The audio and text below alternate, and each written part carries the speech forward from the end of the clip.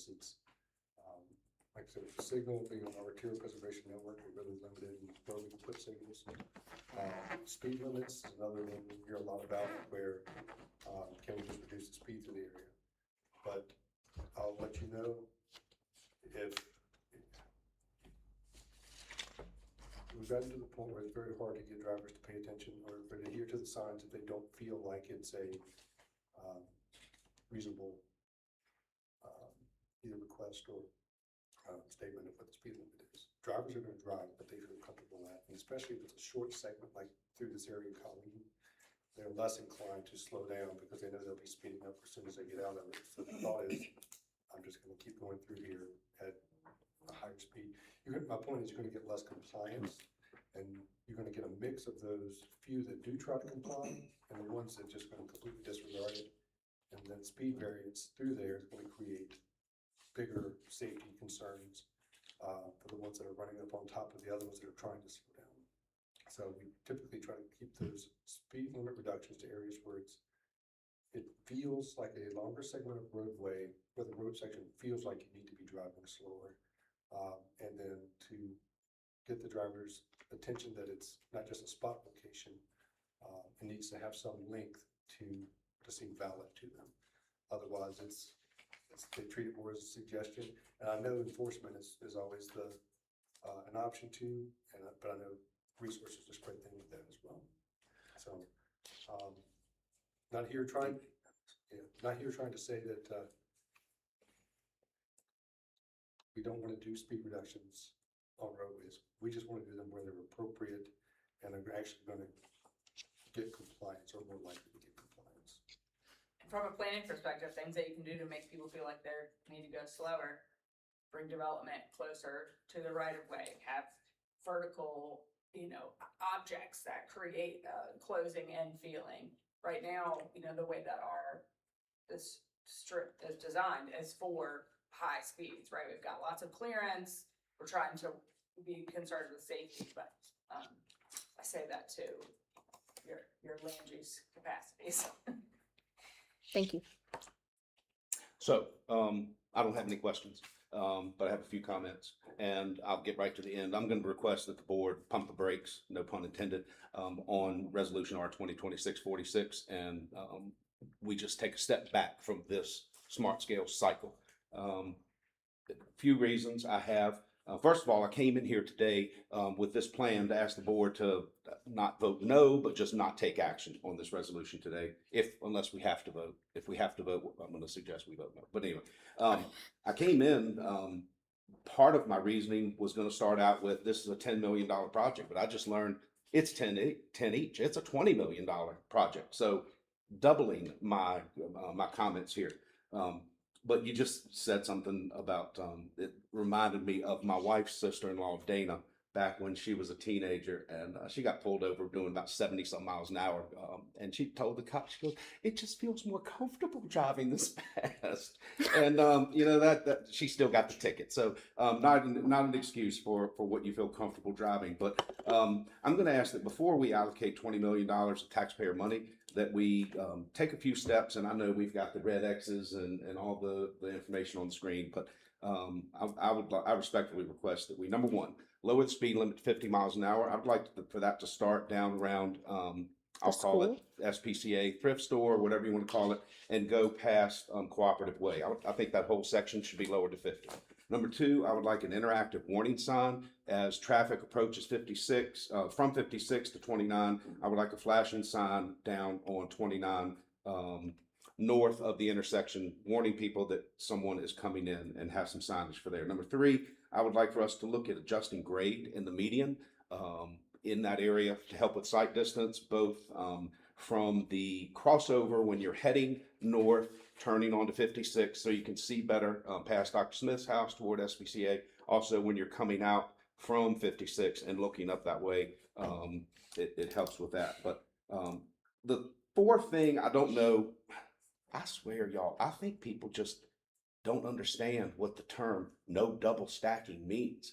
And I wonder if there's a different way to word that sign, because people, I don't know if they're just that willfully ignorant, or if they don't know what no double stacking means. And I don't know if you all have different verbiage in different intersections that may convey the intent of don't put two cars in the intersection at the same time, but that's something I think we should look at. But going back to my first point, the 50-mile-an-hour speed limit, I have had a conversation with the sheriff, and he is encouraged by that possibility and has assured us that his deputies would look forward to the opportunity to enforce a 50-mile-an-hour speed limit through there.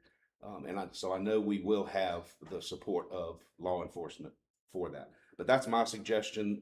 I know both of these do sit in right in my district, so Can I that's my Add one more thing. thoughts. Yes, ma'am. Can we put rumble strips too? I So we do could. not Well, the reason I say that is so you could you don't hear live them. near or Well, work that's near. They drive you crazy. I'm not going to say no, and I'm not saying no to the R-Cut. I'm saying let's put it off and see how That's fair. spending a little bit of money rather than $20 million right away. Let's see how that does for us. I'm not going to suggest rumble strips because I know how annoying they can be, but maybe effective. But those are my 3, maybe 4 with the signed verbiage recommendations that we look at before spending $20 million. So do we need to vote on this, or what's the requirement? Staff? I think if you are going to put this application through at all in this round, you need to vote on it today. If you do not, you have to wait 2 years. Is that Yeah. correct? And that's my recommendation. We make the question changes we is, can make and see how I'm effective not they are. suggesting we make changes to the smart scale application. I'm suggesting we take a step back from the smart scale application, this process, and instead look at these options. There's no way they can completely redo the smart scale application with what I've just recommended. Correct? I mean, yeah. So what I'm saying is, let's just take a step back. I would think you could just take no action on this resolution. That's what I was and thinking then too. We would obviously notify VDOT that they're not gonna participate with this project in the 2027 round. I'm 1 of 5. That's my suggestion and request. I will follow what the South and West want to do. So, Well, I just wanted to say that I think it would be in terms of dealing with safety, if it's double stacking and large vehicles going through the intersections, then it needs a real solution to the problem and not a partial one. The sight distance really concerns me, and Mr. Parr mentioned that, and I really agree that I would look more favorably upon this if that was included, if it was going to work out, and it looks like it's not. I will defer to everyone else, but if we were going to end up voting, if there was a vote on this, I would probably vote in favor of it, because I think that the safety savings is certainly worth the smart, what we have to do with the smart scale application. But that being the case, I'm happy to pass on it for now, and maybe we'll get a better proposal next time down the line. We're gonna be deferring. Thank you. Thank y'all. Thank you for your hard work on this. I understand. Let's keep the file and revisit later. Or not. Yeah, or not. Okay. 2026 Board of Equalization report. Afternoon again. Alderman Blue again, 1 Mosby Lane favor. For anybody that's not a local. Okay, we met for, I think, 12 days, April and May. We had a total of 46 appeals that we heard. They broke down as follows: 32 residential, 3 commercial, 0 multifamily, 0 industrial, and 11 agricultural. Of those 46 that we reviewed, 14 actually got a reduction. That's 31%. I went ahead and compared that to the last cycle, which it was 24%. And the cycle before that, it was 33%, just for some statistical analysis. None were increased. Of the residential, 11 residential that were adjusted, that totaled 349,600 for an average of $31,782 per successful appeal. Commercial, we had one adjusted downward by $99,400 for that single one. So that average was $99,400. We had none in the multifamily category, none in the industrial. The agricultural, we adjusted 2 of the 11, and that average adjustment was $72,150. Now, the reasons for the appeals varied, of course.